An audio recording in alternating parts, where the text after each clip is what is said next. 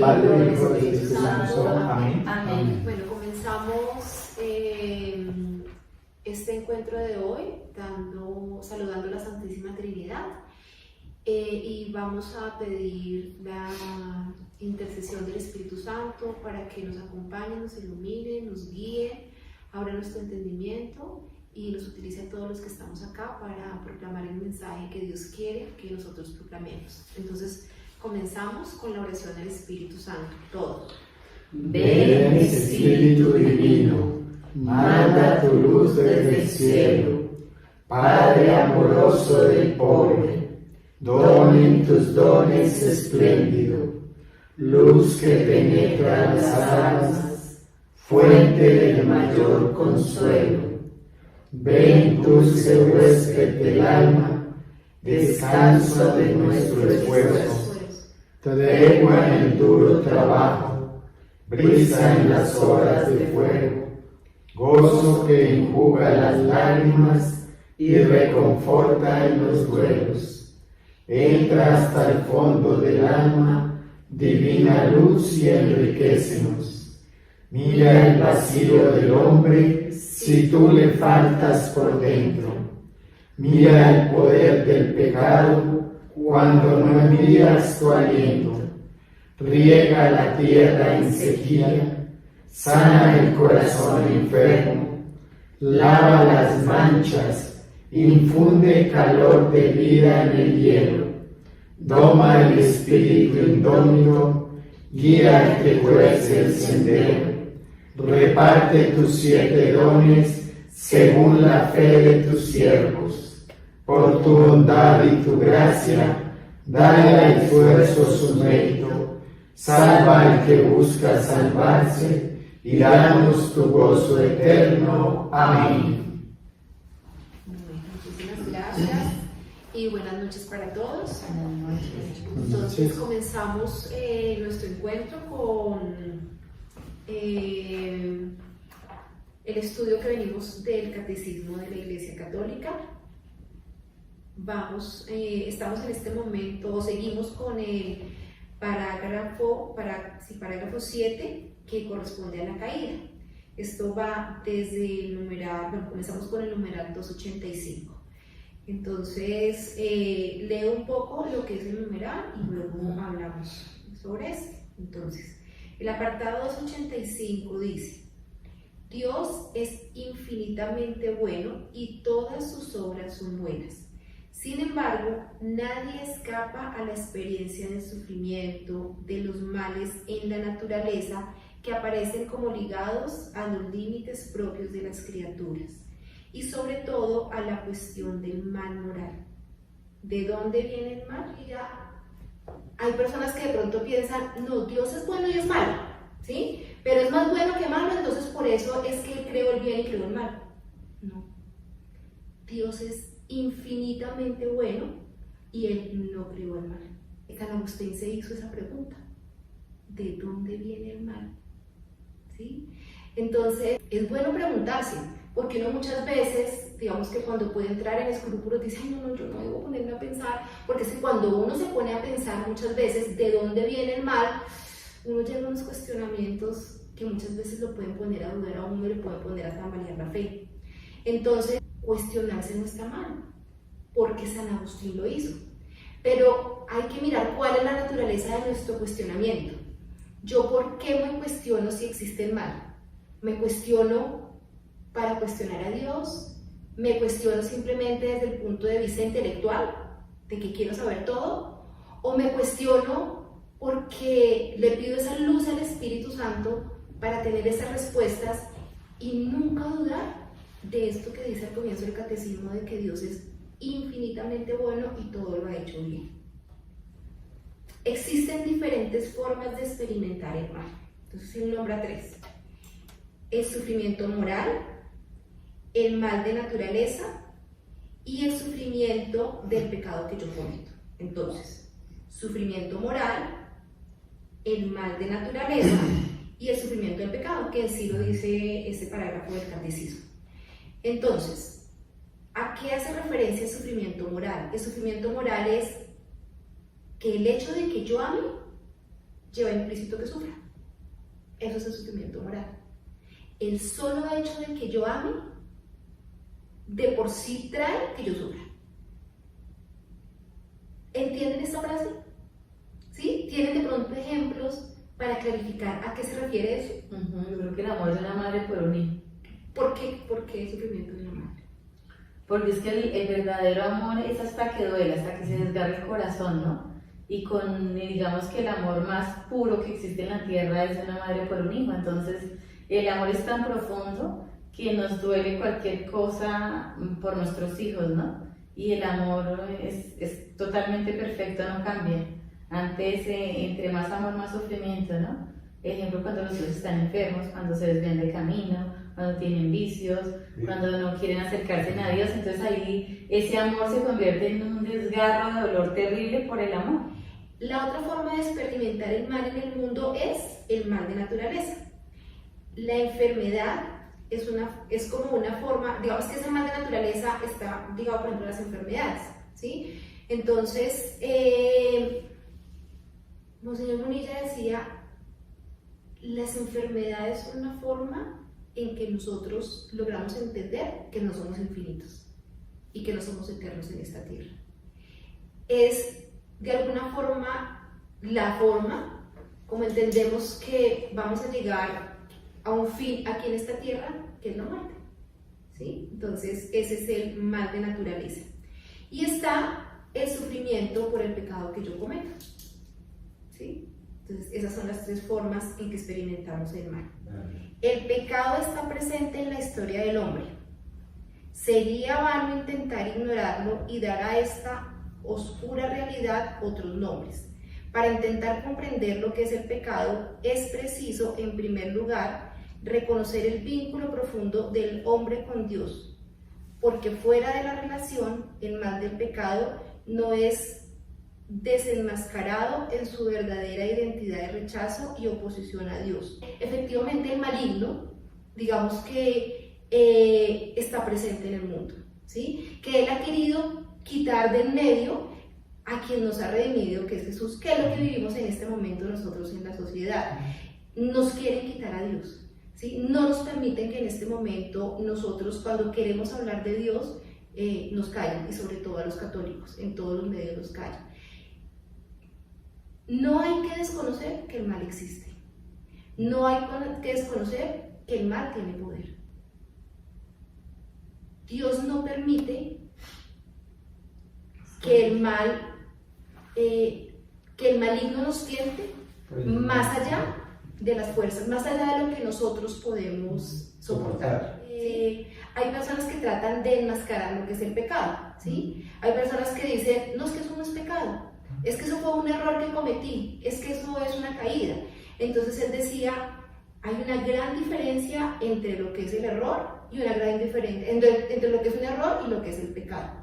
El pecado es algo que ofende a Dios. El pecado es algo no que ofende, el pecado es algo que hiere a Dios, ¿sí? Yo puedo cometer un error al tratar de explicar ahorita, por ejemplo, el catecismo, eso es un error, pero aquí no estoy cometiendo pecado. Decía, yo puedo tratar de interpretar las escrituras y ahí digamos que me puedo equivocar y puedo estar cometiendo un error, pero no estoy cayendo en pecado. En cambio, el pecado es cuando es algo que yo lo hago conscientemente, que yo tengo la intención, que yo sé que lo estoy haciendo y que es algo que entristece a Dios. Para digamos que cerrar esta partecita, ¿de dónde, digamos que nació el pecado? ¿De dónde puede venir, digamos que ese mal y ese pecado? Desde el momento en que Dios nos dio la libertad, ¿sí? De ahí, ¿sí? O sea, Él nos creó infinitamente amorosos, pero pues también libres de escoger. En el momento en que Dios nos dio la libertad, pues ahí se abre la puerta al pecado. Listo. Muchas gracias, Lilita. Gracias, muy amable. Bueno, entonces digamos que vamos a continuar con este gran cierre, ¿no? Porque es un cierre largo, ¿no? De la oración del corazón. Y la oración del corazón tiene muchas cosas maravillosas, pero hay tres efectos muy concretos y muy lindos dentro de esa oración del corazón, ¿sí? Dentro de esos tres efectos súper lindos está en un efecto en el espíritu, otro efecto en los sentidos y otro efecto en la inteligencia de nosotros, ¿sí? Entonces Él nos enseña a cómo descubrir si en nosotros están llegando esos efectos, es decir, esa consecuencia de orar, ¿sí? Entonces vamos a mirar un momentico cada uno para que nosotros nos demos cuenta si yo ya estoy llegando, si tengo ese efecto, si lo tengo poquito, si lo tengo mucho o si no tengo nada de ese efecto, es decir, de la consecuencia de la oración del corazón. De hecho, eso no es solo la consecuencia de la oración del corazón, sino de cualquier oración, ¿no? Porque toda la oración me lleva a lo mismo, ¿no? Y es a fundirme en la divina voluntad de Dios. A eso me lleva la oración. Y eso se llama santidad. Y ese es el objetivo de la oración, ¿verdad? Entonces dice, en el espíritu dice, ¿cómo sabemos que estamos cerquita de Dios? Miren lo que siente el espíritu de nosotros, nuestro espíritu. Siente la dulzura del amor de Dios. Se siente dulce nuestro espíritu. La tranquilidad interior, el arrobamiento del espíritu, la pureza de los pensamientos. Qué divinidad, ¿no? El esplendor de la idea de Dios.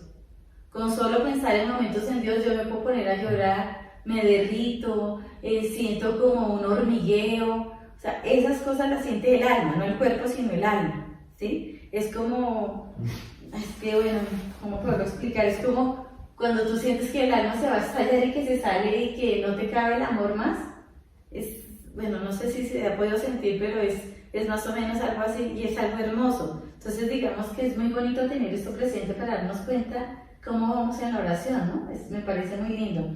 Otro efecto es en los sentidos, así ya es en el cuerpo, ¿cierto? Cuando nos hablan de los sentidos. Entonces mira lo que le pasa al cuerpo. El agradable calor del corazón. Sentimos fuego en el corazón y realmente es un calor, porque estamos hablando ya no de lo espiritual, sino de lo corporal. Uno siente el corazón caliente, como un fuego, y se siente, y es hermoso, ¿no? Dice, la plenitud de la dulzura de los miembros. Uno siente que el cuerpo, las extremidades se le derriten. Y es como, o es más bien como una suavidad, como que el cuerpo ya no te pesa, ¿sí?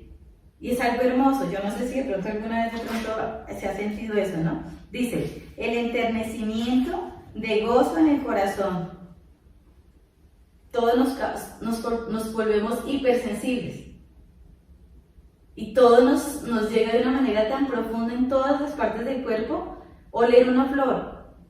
Ese olor entra por el olfato, pero te involucra absolutamente todo el cuerpo, porque al oler esa flor que entró por el olfato, te llega al corazón, te llega al cuerpo, te derrite, te suaviza, es como un olor que te enciende el cuerpo entero y es algo hermoso, ¿no? Dice, la ligereza y vigor de la vida. Tenemos unas ganas de vivir, una plenitud de vivir en cada momento del día, independiente de lo que estemos viviendo, alegría o tristeza, un día duro, un día feliz, queremos seguir viviendo y sentimos una dicha porque Dios nos creó y sentimos esa alegría de estar vivos en ese momento que yo creo que a todos nos ha pasado en algún momento, ¿no? O sea, es hermoso. Dice, no tan seguido, pero sí un flachazo. Qué bien. Sí me han pasado flachacitos de eso. Qué bien, dice, la insensibilidad ante las enfermedades y el dolor. Es algo hermoso. La insensibilidad ante el sufrimiento y el dolor. Que tú como enfermo sientes poco. Lo que hemos hablado varias veces, ¿no? El cuerpo duele, pero el alma está gozoso. Yo no sé. Sí, eso es una consecuencia de que yo estoy cerquita de Dios. Me parece tan importante que nosotros rescatemos las cosas para aplicarlas. Y yo creo que soy tan cansona de decir esa misma frasecita, y yo lo he dicho siempre, ¿no? De nada nos sirve escuchar todas las narraciones si eso no cambia mi vida. Sí, qué tierno, qué bonito, qué lindo ese Señor, ¿y yo qué? ¿Sí? Entonces digamos que la idea es que esto lo tengamos tan claro para nosotros, es nuestro termómetro, decir, oiga, yo nunca he sentido nada de eso. Entonces, bueno, voy a empezar a acercarme más a Dios, creía que estaba cerca, pero de pronto me falta caminar un poquito más. Todo eso es de motivación, no es decir, no, yo nunca he sentido nada, no, yo hasta aquí llegué. No, es de motivación, ¿vale? Bueno, a mí me gustó mucho el audio 4, una cosa que él hablaba ahí sobre el testamento espiritual. Eso a mí me gustó mucho, ¿sí? De hecho lo comenté con Juan, y le dije que qué lindo uno dejar algo así, ¿no? Un testamento espiritual. Dice, primero, vive como Dios manda, no engañes nunca a nadie. Segundo, reza siempre a Dios, de Él nos viene todo.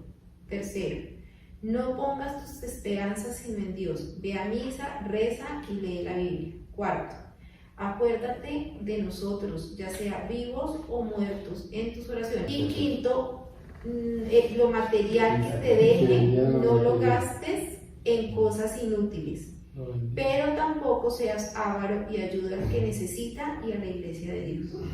¿Sí? Entonces, eso me pareció espectacular. O sea, qué rico dejar uno ese testamento a los hijos, sí, claro, especialmente a los hijos.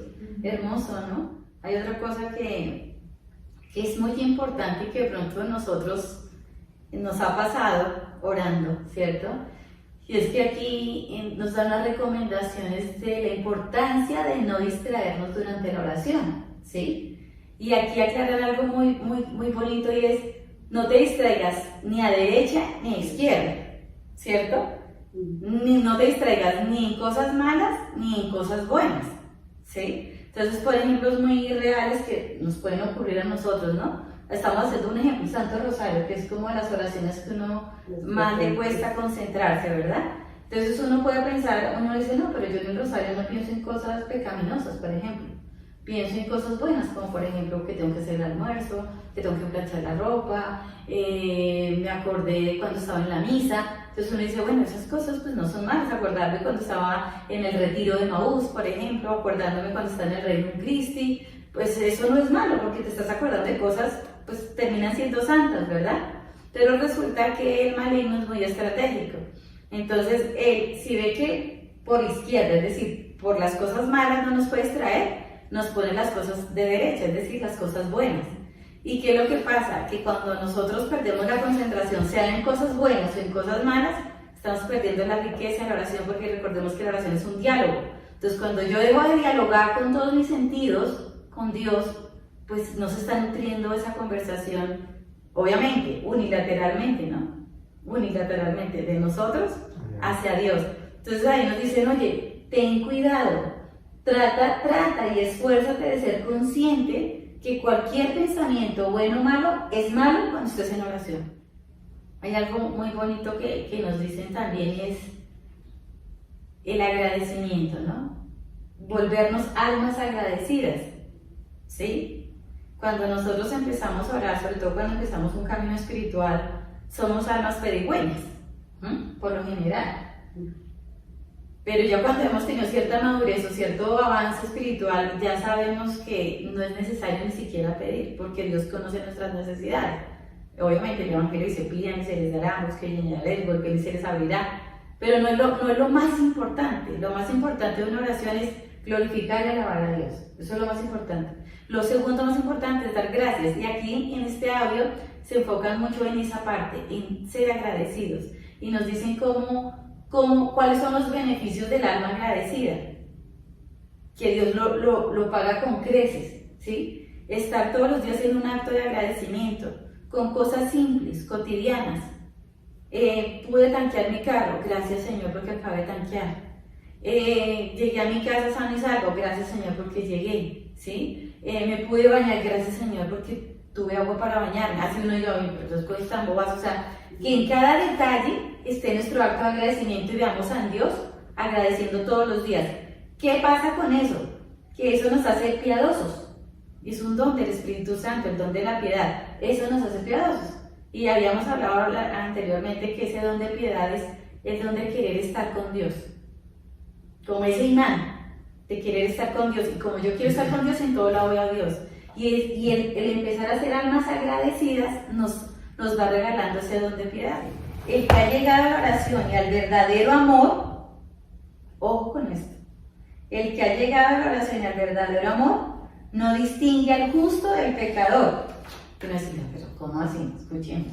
Sino que ama tanto a los dos, hombre y pecador, que no condena a nadie e imita a Dios. ¿Qué hace Dios con nosotros? Nos da la lluvia a buenos y malos, nos da el sol a buenos y malos.